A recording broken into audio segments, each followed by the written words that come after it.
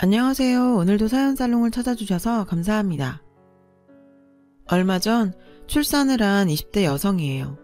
요즘 어지간해선 AS 안 되는 게 없죠. 교환은 물론 환불도 다 되고요. 근데 세상이 변해도 교환 환불은커녕 AS조차 안 되는 게 있어요. 바로 배우자죠. 이건 뭐 살아보고 결혼할 수도 없고 살다가 하자를 발견하면 이것처럼 낭패가 없다니까요. 지금 저처럼 말이에요. 남편과 저는 클럽에서 만났어요. 여러분도 다 아시는 바로 그 나이트클럽이요. 나이트에서 만나 사귄다고 하면 다들 제정신이냐고 해요. 그런 데서 만난 사람이 오죽하겠냐고요. 근데 나이트클럽에 다닌다고 해서 다 사생활이 문란한 건 아니잖아요. 예를 들면 진짜 춤이 좋아서 나이트클럽에 다니는 사람도 있으니까요. 저랑 남편처럼요. 저는 어려서부터 춤추는 걸 너무 좋아했어요. 그래서 성인이 되고는 나이트클럽에 자주 다녔고요. 방학 때는 거의 죽순이 생활을 했죠. 그 덕에 거기서 알게 된 인맥으로 유명 가수 백댄서 생활을 하기도 했고요. 하지만 그 일을 오래 하지는 않았어요. 사실 한때 학교 그만두고 춤을 춰볼까 생각도 했지만 죽어라 공부해서 들어간 대학도 아깝고 무엇보다 불안한 미래를 감당하려니 겁이 나더라고요. 제가 좀 현실적인 인간이거든요. 솔직히 말해서 춤으로 밥 벌어먹고 살기엔 제 실력이 부족하기도 했고요. 그래서 미련 없이 포기했어요. 남편 역시 저랑 비슷한 부류로 친구들 사이에서 춤신추망으로 불리던 사람이에요. 고수는 고수를 알아본다고 남편과 저는 한눈에 서로를 알아봤죠. 나이트클럽에서 처음 만난 그날 우린 마치 오래전부터 호흡을 맞춰온 커플처럼 완벽한 호흡으로 스포트라이트를 받으면서 춤을 췄어요. 정신없이 춤을 추다 보니 온 몸이 땀범벅이 됐더라고요.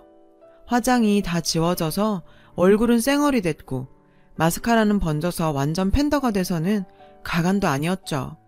근데 기분은 정말 좋았어요. 마치 소울메이트를 만난 것처럼요.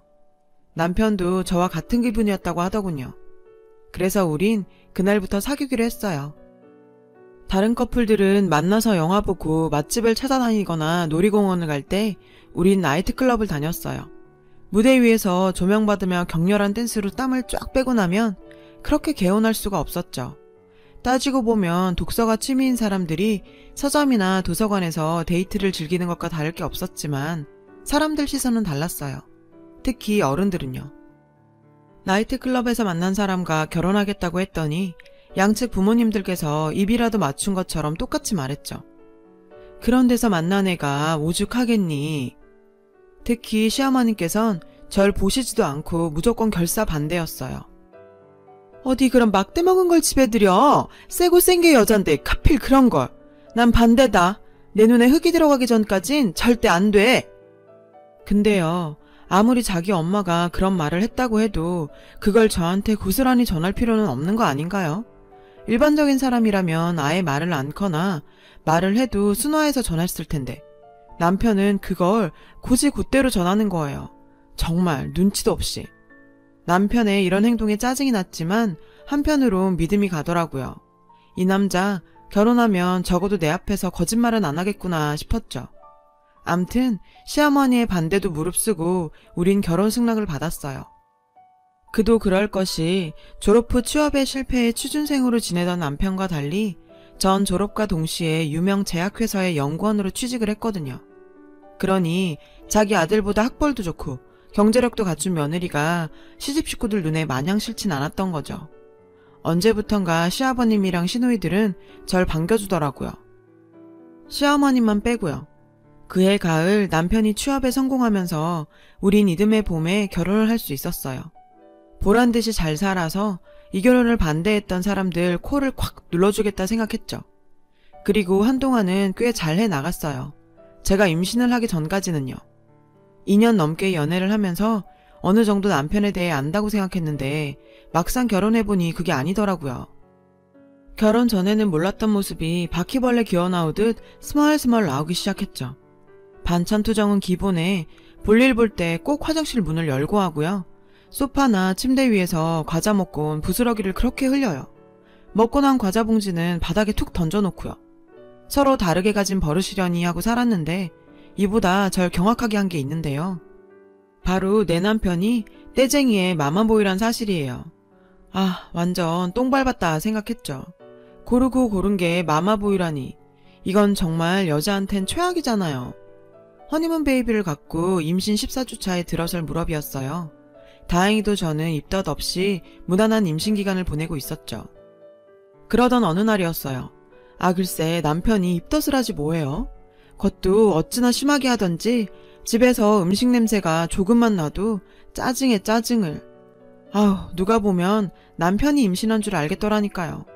근데요, 임신해보신 분들은 아시겠지만 입덧 때문에 아무것도 안 먹고 싶은 분도 있고 평소 식담이 없던 사람이 그때가 되면 그렇게 먹고 싶은 게 많아지고 수시로 배가 고프고 그런 사람도 있잖아요. 저는 후자였어요. 근데 이놈의 남편 때문에 대단한 음식은 고사하고 먹고 싶은 김치찌개 하나 제대로 못 끓여 먹었다니까요. 하루는 너무 배가 고파서 아파트 놀이터에서 치킨을 시켜 먹었을 정도예요. 아우, 지금 생각해도 화가 뻗쳐요. 이런 상황도 모르고 주변 사람들은 남편이 아내를 얼마나 사랑하면 아내 대신 입덧을 다 해주냐고 남편 잘 만난 줄 알라고 하더라고요. 헐, 얼어 죽을 잘 만나긴. 남편 때문에 배고파서 죽겠구만. 그렇게 부러우면 니들이 가지시든가. 목구멍까지 이 말이 나오려는 걸 정말 사력을 다해 꾹 참았다니까요. 그러던 어느 날이었어요. 아침 일찍 누가 초인종을 누르더라고요. 일요일이라 택배 올 일도 없는데 말이죠. 잠에 취해 있던 저는 남편한테 나가보라고 했어요. 그런데 엄마, 갑자기 웬일이야, 연락도 없이? 시어머니가 찾아오셨더라고요. 저는 피곤한 몸을 일으켜 거실로 나갔죠. 내가 못 올 때 왔니?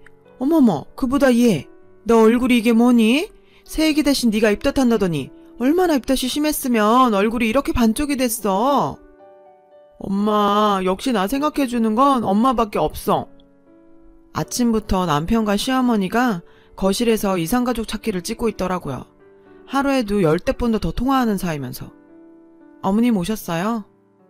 제 인사가 끝나기도 전에 시어머니는 절 향해 버럭 소리를 치셨어요.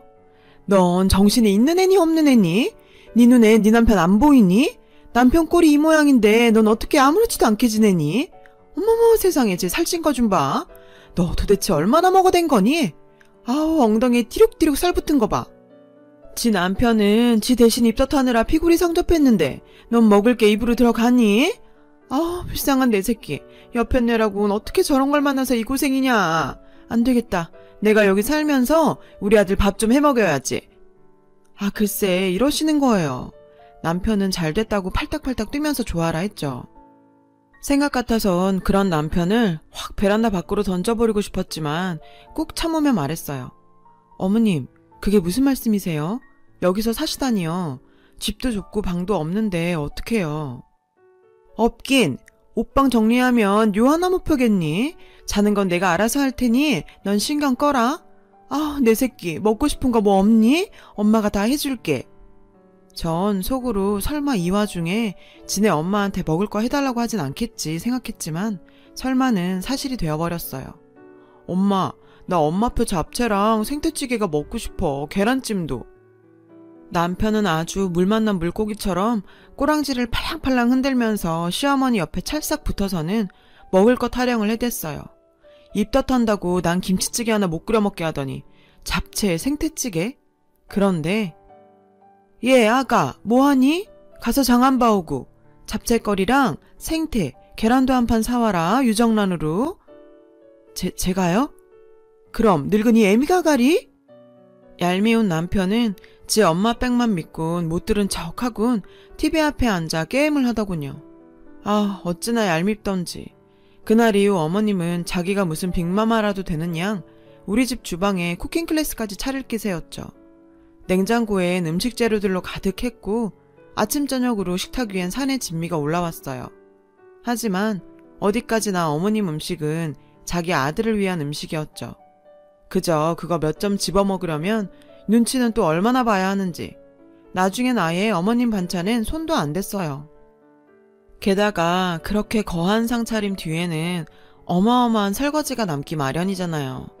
그건 어디까지나 임산부인 제 몫이었고요. 먹는 건 전보다 줄고 하는 일은 많아지니 몸은 점점 더 지쳐갔어요. 게다가 개월수가 늘고 배가 나오기 시작하면서 허리며 발목에 통증이 심해진 저는 퇴근 후 싱크대 앞에 서서 설거지를 하는 것도 점점 부담스러워졌죠. 평소라면 별거 아닌 일이지만 제 몸이 제 몸 같지 않은 터라 더욱 그랬어요. 게다가 시어머니가 와 계시는 통에 스트레스까지 받아서 식욕도 떨어지고 가슴이 답답한 게 정말 죽을 맛이었죠. 지금 생각해보면 그땐 뭐가 그렇게 겁이 나서 찍소리도 못하고 시어머님이 하라는 대로 다 했는지, 핑계라고 할진 모르지만 그땐 참고 버티는 게 내가 이기는 거라고 생각했던 것 같아요. 나이트클럽이나 다니던 애라서 그딴 것도 못 참고 파르르 한다고 할까봐 제 스스로 자기 검열을 하고 내 자신을 몰아세운 거죠. 제가 참 바보 같았어요. 그러던 어느 날, 그날도 퇴근 후 잔뜩 쌓인 설거지를 하고 있었어요. 시어머니와 남편은 소파에 앉아 TV를 보며 과일을 먹고 있었고요. 근데 그때 띵동 벨소리가 울렸어요. 시아버님이 저희 집에 찾아오신 거였어요. 양손 가득 과일을 사들고서 말이죠. 아버님을 보자 시어머니 표정이 굳어지더군요. 전 설거지를 하다 말고 달려나가느라 고무장갑을 낀 채 아버님을 맞았죠. 근데 제 손에 끼워진 고무장갑을 보시곤 시아버님은 표정이 어두워지셨어요. 그리곤 주방 싱크대에 가득 쌓여있는 설거지를 보시곤 버럭 화를 내셨죠. 당신이랑 형우는 뭐하고 임신한 며느리가 설거지를 해? 얘 대신 밥 해먹이고 살림 살아준다고 와 있는다더니 여지껏 시집살이 시키고 있었던 거야? 말해봐 이 여편네야. 시집살이는 무슨? 오늘 딱 한 번 제가 설거지한 거예요. 지도 매번 얻어먹기만 하는 게 미안했던지 하지 말래도 기어이 저러고 하는 걸 낸들 어떡해요? 안 그러냐 새아가? 시어머니는 절 바라보시며 눈으로 레이저를 쏘셨어요. 당장 그렇다고 말하란 무언의 압력이었죠.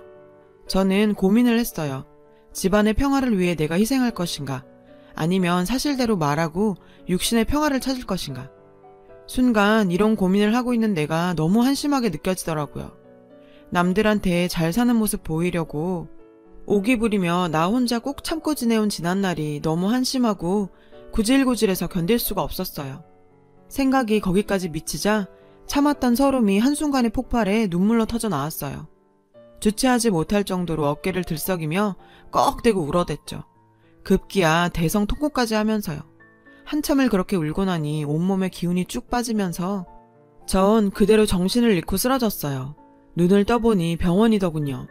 의사 선생님은 영양실조의 스트레스로 인해 유산기도 조금 보인다고 며칠 입원해서 안정을 취하는 게 좋겠다고 하셨죠.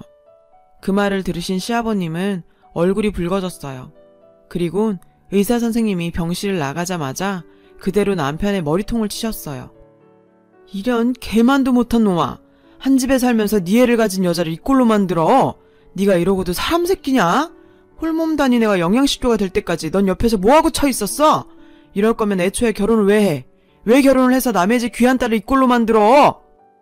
아니 영감탱이가 왜 귀한 내 새끼를 때리고 난리야? 때릴 거면 차라리 날 때려요. 시어머니는 남편을 감싸 안으며 아버님께 대들었어요. 잘한다 이 여편네야.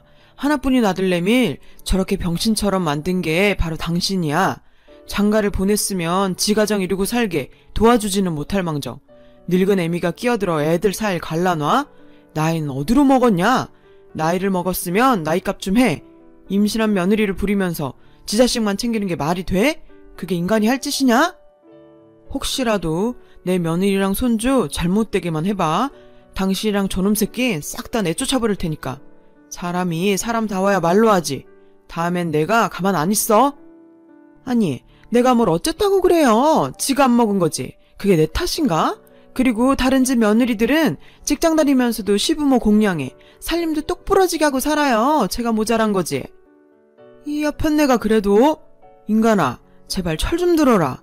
제발 나이값 좀 하고 살라고. 아직도 정신 못 차리고 자기 잘못을 며느리한테 떠넘기려 들어? 그리고 너 당장 집으로 들어와. 새아기 출산할 때까지 너도 당신도 새아기 앞에 얼씬도 하지마. 그랬단 봐. 나 죽고 유산은 한 푼도 못 받을 줄 알아. 아버님 덕분에 그동안 쌓였던 채증이 한순간에 훅 내려가는 것 같았어요. 며느리 사랑은 시아버님이라더니 그 말이 이렇게 찰떡일 줄이야. 아버님은 그 길로 저희 친정에 가셔선 저희 부모님께 머리 숙여 사과를 하셨어요. 그리곤 제가 출산할 때까지 친정 엄마한테 저희 집에서 함께 있어달라고 부탁을 하셨죠. 그리고 또 한 가지. 아가, 다른 거 생각 말고 몸 건강히 순산만 해다오. 아들이든 딸이든 상관없으니 순산만 해. 그럼 내가 너 해달라는 건 다 해주마. 그리고 이건 시애비가 주는 용돈이다. 출산하고 몸 추스르면 안사돈이랑 어디 여행이라도 다녀오려무나. 부족하면 내 더 줄 테니 말하고. 알았지? 그리고 네 시애미가 이상한 짓 하거든 언제든 나한테 말하려무나. 알았지 아가? 비록 철없는 남편과 시어머니 때문에 힘든 시간은 있었지만 시아버님 덕분에 전 얼마 뒤 순산을 할 수 있었어요. 근데 낳아보니 내 아이가 시아버님 판박인 거 있죠. 회사 선배가 우스갯소리로 아이 낳아보니 시아버님이었다고 하더니 제가 그 짝이었죠. 황당한 저와 남편과는 달리 시아버님은 싱글벙글이셨죠. 자신을 닮은 손주가 그렇게 예쁘시다나요. 덕분에 전 시아버님의 사랑을 듬뿍 받으며 어깨에 힘 좀 주고 살게 됐고요. 참, 그 철딱선이 없는 마마보이 남편은 어떻게 됐냐고요? 인간은 교육의 산물이라는 말처럼 AS는 안 되지만 재교육을 통해 쓰임을 늘려가고 있는 중이에요. 얼마나 쓸만하게 될지는 모르겠지만 안 하는 것보다는 낫지 않겠어요? 저도 아버님 생각해서 더 잘하면서 살아야겠어요. 아빠 같은 우리 시아버지 고맙습니다. 두서없는 제 사연 들어주셔서 감사드려요. 여러분, 사연 댓글에 응원과 현명한 조언 부탁드려요. 좋아요와 구독은 저에게 큰 힘이 됩니다. 오늘도 좋은 일 가득하세요.